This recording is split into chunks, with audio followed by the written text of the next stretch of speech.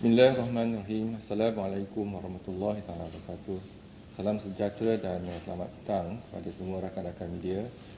Bersama dengan saya ialah Datuk Dr. Waizat, Dr. Hisham Shah dan Datuk Dr. Chong. Ketiga-tiga mereka adalah timbalan saya.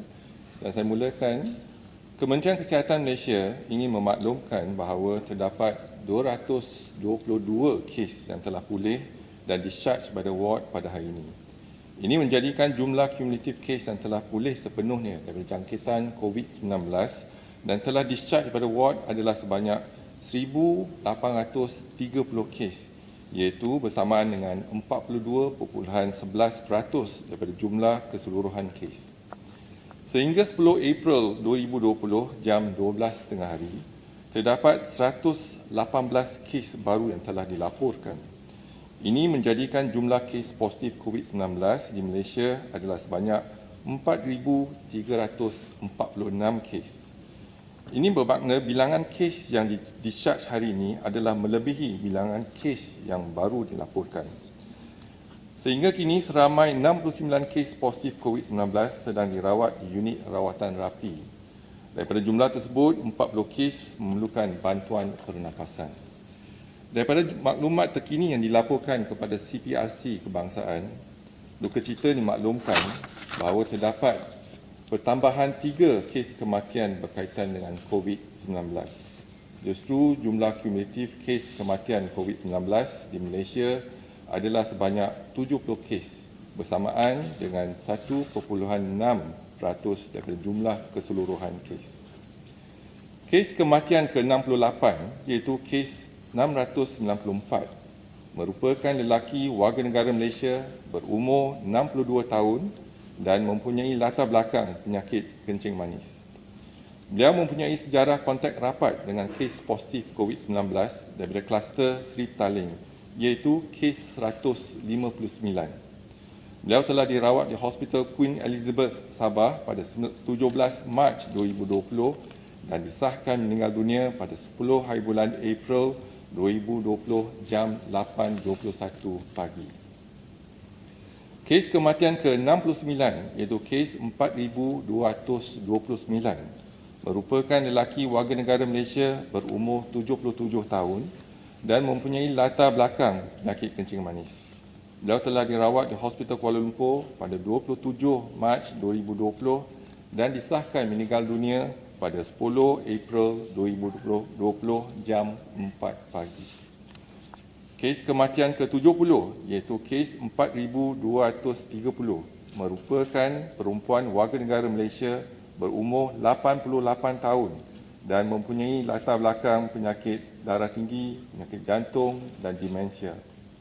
Beliau mempunyai sejarah kontak rapat dengan kes positif COVID-19 iaitu kes 1,684.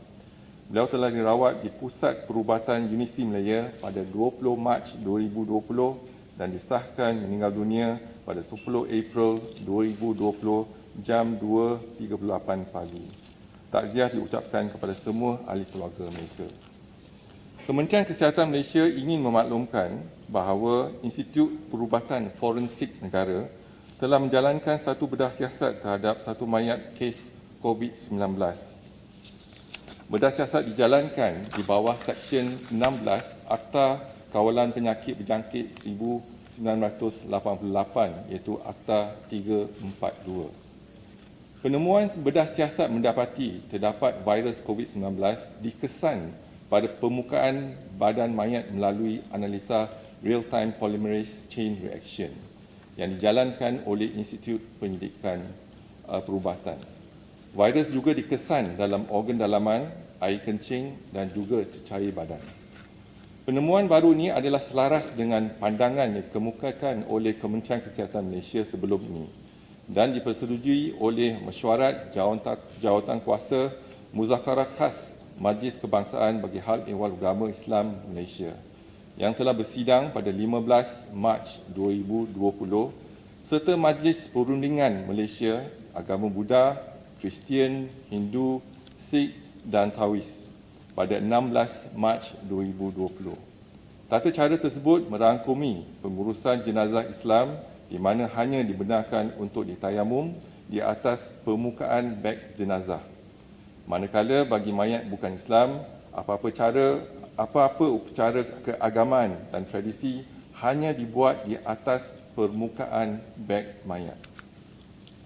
Perintah kawalan pergerakan diperketatkan mula dilaksanakan di beberapa lokasi yang berisiko tinggi. Misalnya Bandar Baru Datuk Ibrahim Majid di Simpang Renggam, Keluang yang merupakan lokasi pertama berkuat kuasanya perintah kawalan pergerakan diperketatkan, iaitu pada 27 Mac 2020. Sebanyak 1,634 ujian saringan COVID-19 telah dijalankan, di mana 138 kes didapati adalah positif COVID-19 dan 1,496 adalah negatif. Adalah dimaklumkan bahawa 79 kes telah dikesan sebelum PKPD, manakala selebihnya 59 kes positif telah dikesan selepas PKPD dikuatkuasakan. Terdapat 3 kes kematian COVID-19 daripada kawasan ini, iaitu kes 1,114, kes 1,251 dan kes 2,627. Kawasan sekitar Bandar Baru Datuk Ibrahim Majid telah dikenal pasti buffer zone, iaitu meliputi kawasan Kampung Datuk Ibrahim Majid, Kampung Parit Penghulu, Kampung Parit Saleh dan Taman Seri Bayu yang dianggarkan mempunyai penduduk ramai 1,800 orang. Pengesanan kes secara aktif telah dilaksanakan atas sekitar 1,500 orang dengan 359 orang daripada mereka telah menjalani saringan sampel berdasarkan penilaian risiko. 13 kes didapati positif, 88 kes negatif dan 258 kes dalam proses ujian makmal. Pelbagai aktiviti telah dijalankan semasa tempoh PKPD, termasuk bancian penduduk, aktif case detection daripada rumah ke rumah, pengambilan sampel, aktiviti disinfeksi berkaitan dan promosi kesihatan. Jadi Kementerian Kesihatan Malaysia menyambut baik pelanjutan 2 minggu perintah kawalan pergerakan seperti yang diumumkan oleh Yang Amat Berhormat Perdana Menteri sebentar tadi. Ini akan memberi peluang dan ruang kepada kerajaan untuk memerangi penularan COVID-19 sebelum kita dapat menilai semula tahap keberkesanan serta keadaan semasa jangkitan COVID-19. Berdasarkan pada situasi terkini COVID-19 di Malaysia, didapati pelaksanaan perintah kawalan pergerakan telah dapat membantu Kementerian Kesihatan Malaysia membendung penularan penyakit ini kepada satu tahap yang stabil. Ini dapat diperhatikan daripada trend kes COVID-19 dan trajektori yang diunjurkan melalui kajian yang telah dijalankan oleh Kementerian Kesihatan Malaysia. Namun begitu, ianya masih di peringkat pertengahan dan masih memerlukan tindakan pencegahan serta kawalan yang berterusan. Malahan, ianya perlu dipesatkan lagi bagi memutuskan rantaian penularan jangkitan melalui peningkatan aktiviti sedia ada serta beberapa pendekatan baru dan khususnya kepada kumpulan sasar tertentu. Ini adalah wajar seperti mana yang telah disebut oleh Dr. Tedros, Ketua Pengarah Pertubuhan Kesihatan Sedunia pada 25 Mac 2020, iaitu tindakan agresif seperti melaksanakan perintah kawalan pergerakan dapat memberi peluang pada sesebuah negara untuk mengharungi jangkitan COVID-19. Dr. Tedros turut mengingatkan bahawa tindakan untuk menamatkan perintah ini dengan terlalu awal boleh mengakibatkan penularan semula COVID-19 di sesebuah negara. Dikuatiri kes penularan COVID-19 mungkin akan rancak kembali berlaku di kalangan masyarakat. Orang ramai akan terus dijangkiti, warga emas dan golongan berisiko tinggi akan terkesan dan kapasiti sistem kesihatan akan semakin tipis untuk melawan gelombang yang mungkin lebih besar daripada apa yang kita lihat setakat ini. Sekian, terima kasih. Kalau ada apa-apa soalan, silakan.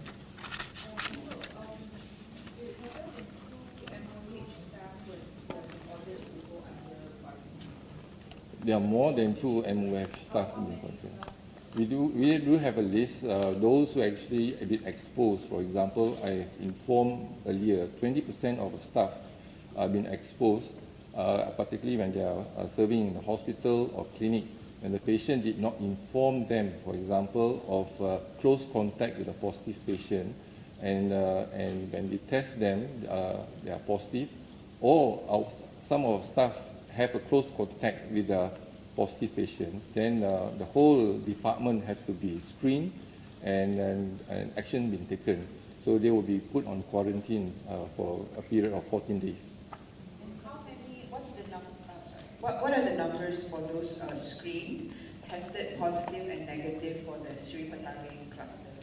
So for Sri Petaling cluster, the list is, I think, if you look into the Sri Petaling cluster, I think now that we are looking into more than the cases that have been informed, and action been taken for the cluster. But now we are not involving the index case, but mainly we are looking into the family members as well as close contact. As we mentioned earlier, the whole network of cluster related to the 756 cases of the index cases are related to the family members and the close contact. So we do have names of more than about 40,000, those who have not been infected. But when we look into the family members of the index case, for example, so we are looking into the potential family members that can be infected. So the list is about 40,000, and then we make sure that we educate them if they have any fever or symptoms, come forward for us to do the testing. But what are the numbers of those who have been tested? How many I'll give it to you, the details, because every day we have that numbers, you know. Yeah, my question is, all people are concerned about the curve of the pandemic. When will the peak come, and how many cases will have at that time, and also what will happen in the upcoming 2 weeks? We have seen some of the modeling being done, like from JP Morgan and also Malaysian Institute of Economic Research. For the prediction from JP Morgan is that on the 14th of April, that we have a peak, basically about 6,900 positive patients, 14th of April. Today, and JP Morgan's modeling is based on assumption, looking to other countries and the distribution, and using that distribution in an initial phase, and to explain that our projection is about 6,900. Malaysian Institute of Economic Research, for example, they are using the modeling and looking into the prediction of perhaps we are getting around 8,000 or 9,000 patients within the next 1 week. But what is the reality is that we are looking into our cases, monitoring it very closely, and although from Malaysian Institute of Economic Research and JP Morgan, they are based on assumption, but our analysis based on reality. That means we are using our daily data and key in the data as accurate as possible. And if you can get a very accurate data, then you can have a better prediction. Now, our prediction have shown that our trend are quite stable at the moment, and we did not see any exponential surge. And perhaps also we might have the peak. For last week was perhaps our peak, because now you see that our cases are getting less and less. So that is a good sign for us. Then we have our prediction as well in terms of the infectivity. Before the MCO be implemented, phase 1 or phase 2, we have calculated our infectivity of R0.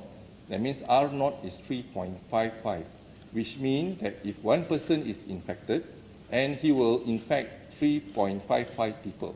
That is the R0 initially before we implemented.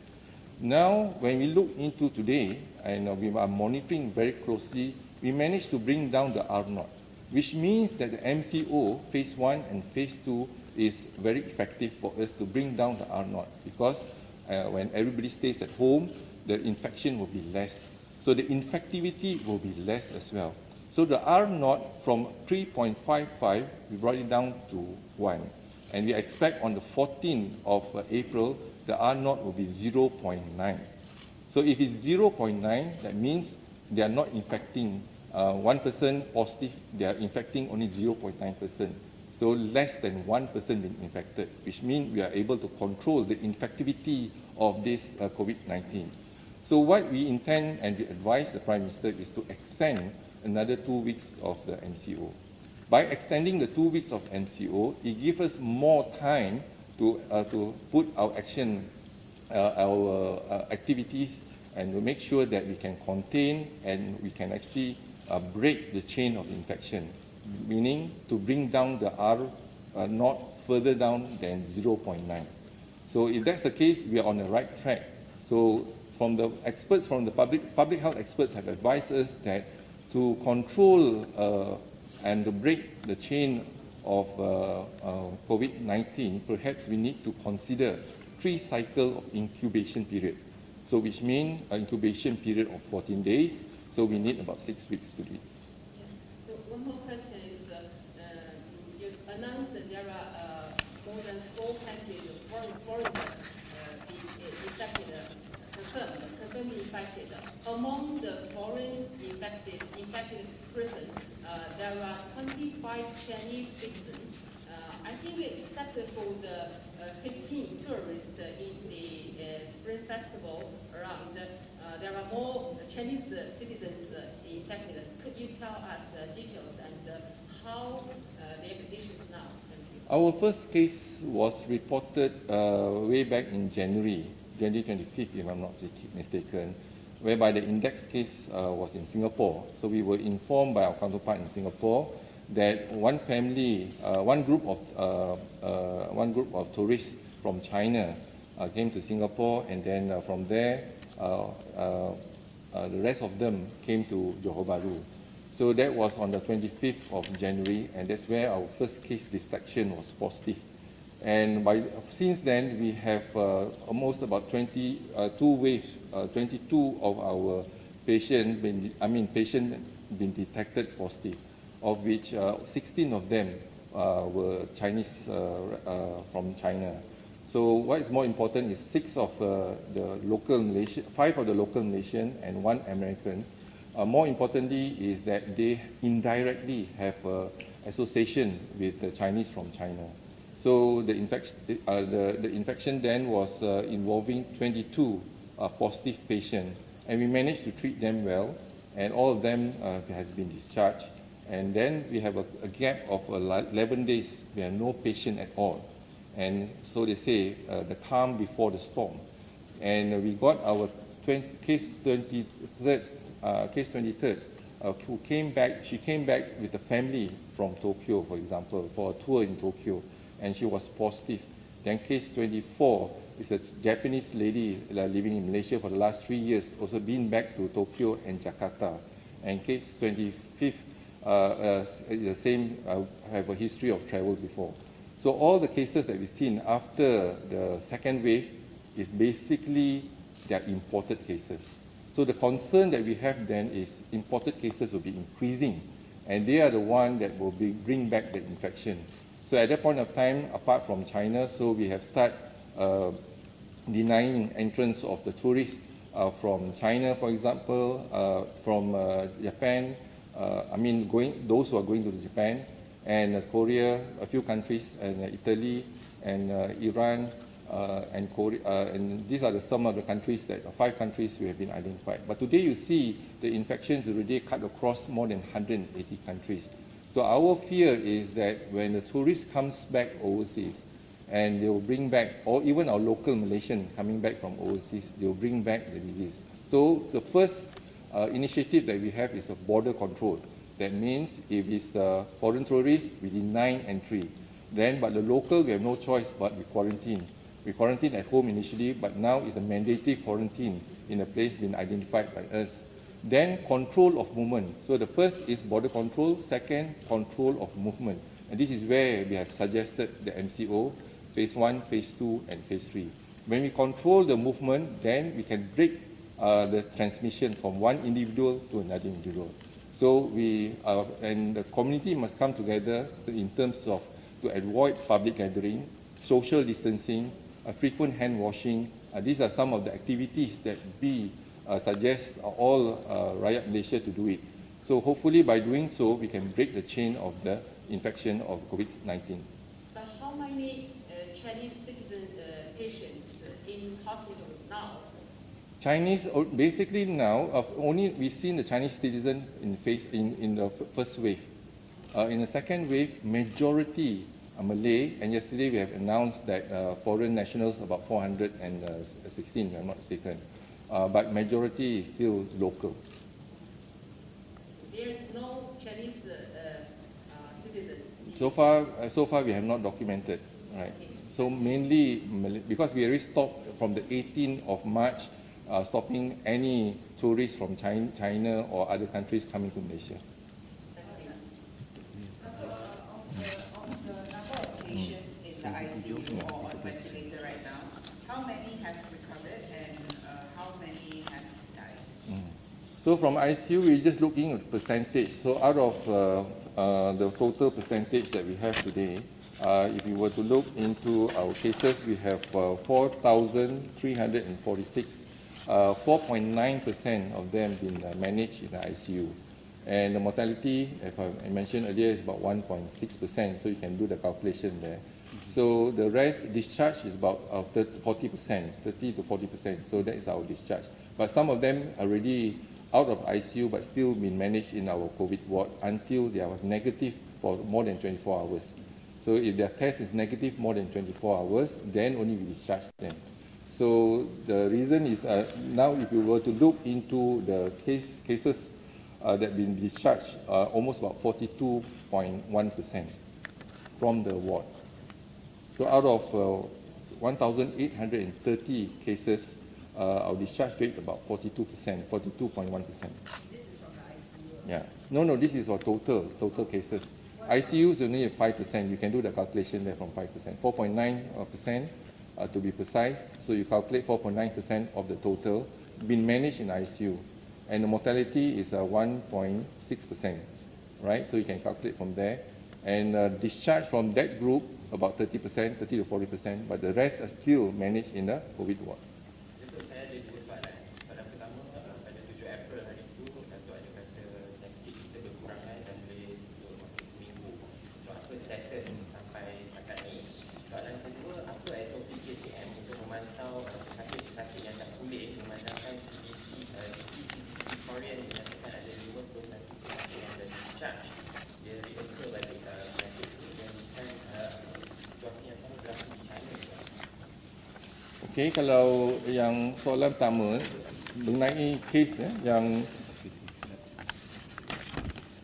kapasiti makmal harian yang kita ada sekarang ini ialah setiap hari kita dapat melaksanakan lebih kurang 10,329 ujian sehari.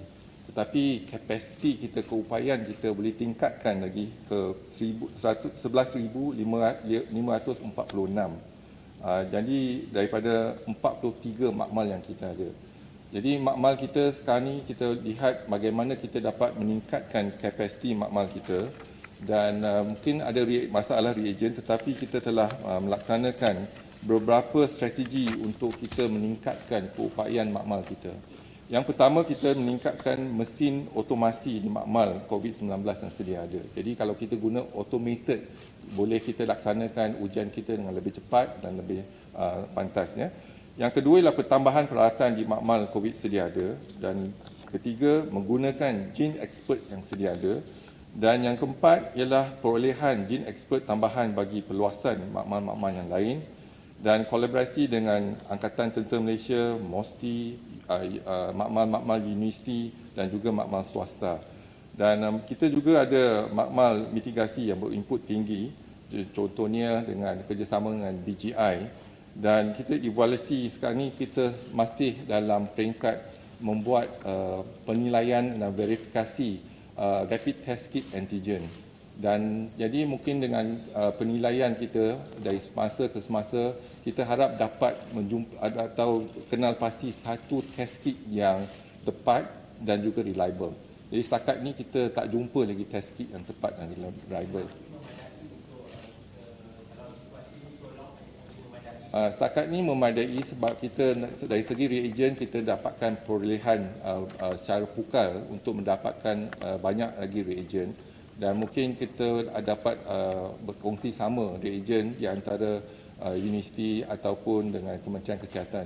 Jadi kita tengah berurusan dengan perolehan tersebut. Tetapi yang penting ialah menggunakan ujian RT-PCR, iaitu jangka masa ujian tu memakan masa, contohnya 6 jam sekurang-kurangnya. Tapi kalau jumlah kes bertambah, maka keputusan ujian pun lambat, mungkin dalam 24 jam ataupun 48 jam. Hatta sekali kalau kita lihat di hospital swasta pun jaminan mereka ialah memberi ujian tersebut dalam tempoh 24 jam. Ada kala mereka juga tak dapat memenuhi tempoh 24 jam tersebut. Jadi kita kena lihat satu ujian yang cepat dan tepat. Jadi cepat dari segi turnaround time. Kalau kita dapat laksanakan satu ujian COVID-19 ni dalam tempoh masa setengah jam ataupun 1 jam, itu adalah paling baik. Tetapi setakat ni kita tak jumpa lagi ujian rapid test kit yang dapat berkesan dengan ketepatan yang tinggi. Dan yang kedua ialah dari segi point of care testing. Berarti kita tak payah hantar spesimen tu ke makmal. Jadi kita boleh laksanakan ujian tu dengan cepat dan tepat di tempat tersebut. Contohnya di klinik ke ataupun di hospital. Jadi kalau kita dapat laksanakan ujian tersebut, maka lebih memudahkan kita untuk mendapatkan ujian dengan cepat, dan pending cases pun akan kurang sebab pending dan menunggu keputusan. Kalau keputusan lebih pada 24 jam, 2 hari pending contohnya. Jadi kita masih dalam proses melihat. Hari ini kita ada satu test kit daripada Korea lagi dan canggih, dan kita dah didaftarkan dengan IMR, dan mungkin sehari 2 lagi kita akan melaksanakan ujian klinikal supaya memastikan kes-kes ini yang kita gunakan ujian rapid test kit ni berkesan. Sebab kita tak nak ulang kesilapan, contohnya di negara Sepanyol, dan baru-baru ni kita maklumkan di UK juga mereka membeli rapid test kit, dan bila sensitivity dia kurang, jadi false negative and false positive. Kalau kita ada false negative dan false positive, ada kemungkinan yang negatif kita kata positif dan positif kita kata negatif. Yang mana kita kata negatif sebenarnya positif. Ini uji semula dengan RT-PCR positif pula. Yang ini mungkin jadi ada ketidakketepatan dari segi melaporkan ujian. Jadi apa yang penting ialah ujian yang kita guna mestilah tepat dan sebolehnya cepat.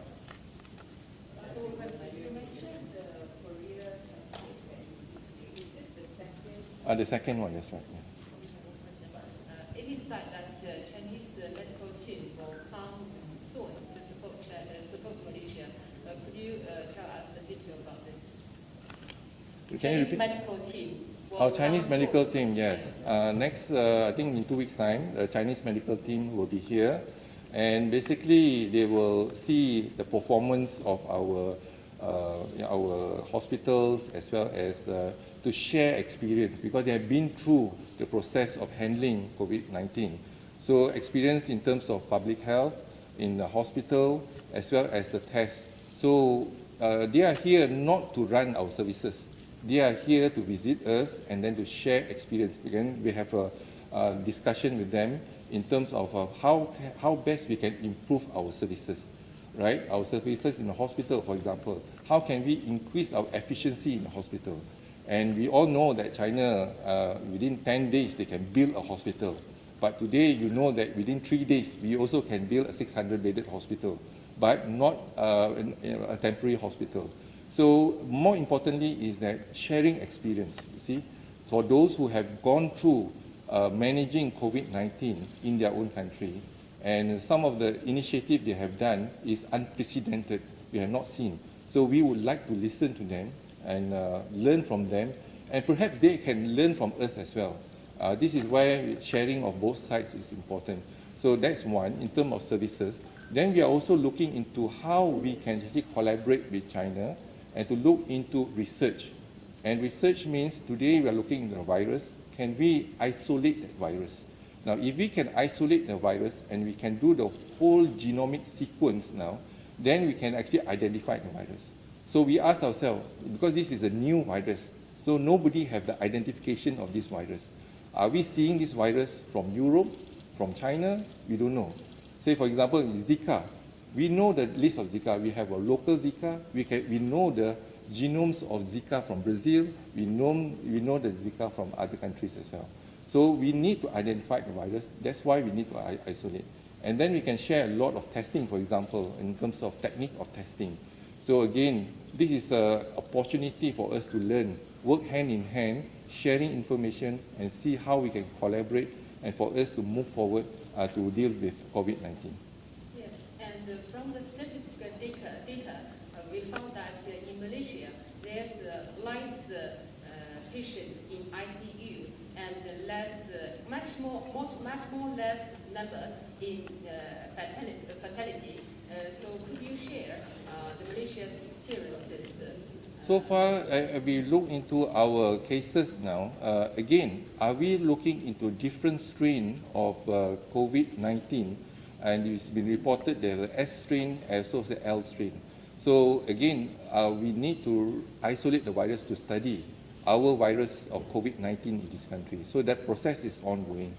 But more importantly, if we were to look into the different strain of the virus, then we will take time for us to come up with the research and identification. It's very challenging for us in this period of time. And looking into the cases, definitely the cases are slowing down. But what's more important that our cases, 88% of cases have positive and mild symptoms, 88%. But we are not sure of this 88% which patient will eventually become moderate or critical. Therefore, positive patients being observed in our ward in the hospital. Then, when we look into the utilization of ICU, we also realize that only 5% or 4.9% to be precise needs ICU management. And as compared to other countries, maybe 10% or maybe more than 10%. So it's only 4.9%. And out of this 4.9%, needing ventilation is actually less than that. So we don't know what we are looking at. Is it because we are looking into different strain of virus? We don't know, right? Unless we have isolation, then we can actually study the behavior or nature of the virus, whether it's S strain or L strain, as you mentioned earlier. But what we do know is that our utilization of ICU less than 5%. Perhaps because we manage the patient early, meaning we detect the patient early, and before they have symptoms, we already admit them to the hospital. So only a few countries, one of our services that when you are positive, our ambulance will come to your home and then pick you up and send to the hospital. Then, although you have no symptoms, but the test shows that you are positive, we will isolate you and then we will treat you. So we will manage you in our hospital and ward and observe you closely. And before you deteriorate, we already know when, and then we will do the appropriate treatment for you. And also, I must admit that our intensivists, our anesthetists in the ICU, they're performing a brilliant job in terms of treating the patient. And as I said again, all our ICU beds, we have increased the capacity. 7 hospitals, COVID hospital, ICU from 44 beds, we can increase to 112 beds. And we also have 65 specialists from the private sector join us in the public sector during this period of time. And we have 909 nurses joining us as well from the private sector, or those who have retired join us to provide the services. So we have a good teamwork, and especially ventilators. We have 70 ventilators from the private sector loaned to the Ministry of Health. As far as ventilators, we have more than 956 ventilators available. So we do not have shortage of ventilators at the moment. And from the engineering department, I'd like to thank the engineering department and those involved. They come up with innovation. 1 ventilator can be used for 2 patients. So with that, we have increased the capacity of ventilators of 100%. So again, we also rely a lot of innovation in our setup, and this is a good positive innovation. and also our expertise. Do not forget the most important asset of any organization, especially in the Ministry of Health, is the human resource. So our doctors are trained to do so, and I'm sure that our doctors are able to handle. Datuk, in managing people at EMCO or quarantine centers, have your ministry faced uncooperative or rude people? Have you seen some examples on social media? And what are the examples, if there are any, and how do you address it? And maybe a message to the public to treat your frontliners a bit more kindly. So far, when we implement an EMCO in three areas, Simpang Renggam, Sungai Lui, as well as in the Menara City 1 condo, we do not have issues with regards to inappropriate behavior from our patient. But more importantly is that we want to inform the public that, we are there, we have to engage with them. Why we have to do the test? To protect them. It's not that we are trying to do things against their will, but basically what we are doing is to protect them. We identify them, we trace them, and then we test them, isolate, and we treat them. So very important basic skills in terms of human to human is engagement with our patients, engagement with the people. Engage and explain issues and challenges so that they understand why we have to do the test for them. We are doing to protect them so that they do not infect other people, especially their loved ones, their family members, and etc. And we have to manage the expectation. So if we can manage the expectation of our patient are happy because we can deliver better. So we can see from the social media and all, some of patients that has been discharged, they share their experience in terms of. And we also learn from them how can we improve further. So it's both ways. It's not we treating them, they are our partners to treat the patient. So we always engage with the patient, what to do, what not to do, explain to them all the issues and challenges, and they are part of the team to manage the COVID-19. So this is where I think engagement is important. And the same message we want to tell the people out there is that when we come to you, it's because we care for you. That's why we want to test you so that we prevent you from infecting your family members and we prevent you from infecting the community. Datuk, berkenaan soalan saya tadi, apa SOP KKM gunakan untuk pantau pesakit-pesakit yang discharge dan pulih? Memandangkan dekat DG CDC, Korean CDC ada kemungkinan 51 Korean patients dia dijangkiti semula. Jadi sebelum pesakit kita dibenarkan balik, kita akan adakan counselling walaupun dia dah negatif 2 kali dalam tempoh lebih pada 24 jam. Dan sebelum kita balik, kita juga akan memberi counselling kepada mereka, iaitu pertama, mereka kena amalkan social distancing. Dan kedua, sentiasa mencuci tangan. Dan ketiga, cuba elakkan public gathering dan sebagainya. Jadi kaunseling tu kita maklumkan kepada mereka, mereka boleh dijangkiti kembali. Walaupun biasa dia kita lihat mereka adalah walaupun dah dikesan antigen tu negatif, ada kala dia antibody tu tak cukup. Dia ada antibody tapi tak cukup untuk mereka kalau dijangkiti semula. Jadi the antibody is not protective yet. So kadang-kadang kalau kita lihat, kalau kita dah dapat immunization, dan kita kena ada booster untuk dapatkan antibody yang lebih. Jadi ada kemungkinan mereka akan dijangkiti, tapi peratusan jangkitan semula tu tak tinggi. Jadi kita harap mereka dapat mencegah daripada dijangkiti, daripada merawat ketika dijangkiti. Kita ada follow up macam biasa. Kalau yang mereka daripada luar negara, jadi tak ada follow up. Contohnya dari China kita dah discharge. Jadi daripada 416, biasa dia kalau kita detect positif, kita akan maklumkan International Health Regulation negara berkenaan. Contohnya kalau kes satu positif, Malaysian positif di Brunei contohnya, dia akan maklum pada kita. Sama juga kalau kita dalam jemaah tabligh hari itu ada 25 negara. Kita maklum pada 25 negara, the IHR tu. Sama juga kalau 416 kes yang positif, kita maklum pada IHR, International Health Regulatory Committee di negara masing-masing, mana mereka dikesan positif di sini. Jadi itulah kerjasama erat antara Kementerian Kesihatan iaitu IHR. Kita pun ada International Health Regulatory Committee di Kementerian Kesihatan dan ini dikelolakan oleh WHO. Jadi kita ada rangkaian network, rangkaian kerjasama International Health Regulatory di bawah payung WHO.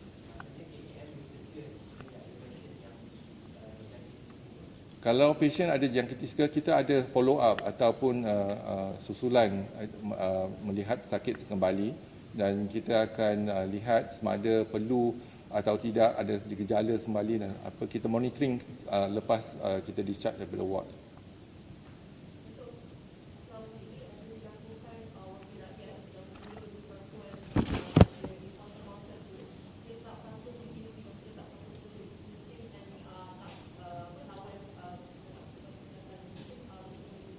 Jadi perkara ni adalah satu perubahan tingkah laku kita lah. Jadi mungkin makan masa untuk kita dapat melaksanakan ataupun mengamalkan tingkah laku yang baru, sentiasa basuh tangan, mengadakan penjarakan yang selamat dan juga kita dah sekarang ni pun tak salam dah contohnya lah. Ya, kita dah elakkan daripada bersalaman. Jadi inilah cara baru kita kalau kita nak elakkan daripada dijangkiti. Mungkin mereka tahu, kadang-kadang kita pun tahu yang mana apa yang harus kita perlu buat, apa yang seharusnya kita elakkan. Tetapi untuk mengamalkan ialah satu masalah kadang-kadang. Kadang-kadang kita jalan, kita tak sedar yang kita ada kumpul kat situ. Jadi yang penting kita selalu mengamalkan ataupun diperingatkan akan social distancing, selalu membasuh tangan. Kadang-kadang hand sanitizer ada tapi kita tak guna pun. Kadang-kadang kita tahu social distancing tapi kita tak amal pun. Jadi kadang-kadang kita tahu, kita automatically kita nak salam dengan orang. Jadi itu jadi kebiasaan. Jadi kita kena ubah cara kita, tingkah laku kita dalam amalan kita seharian. Okey, terima kasih.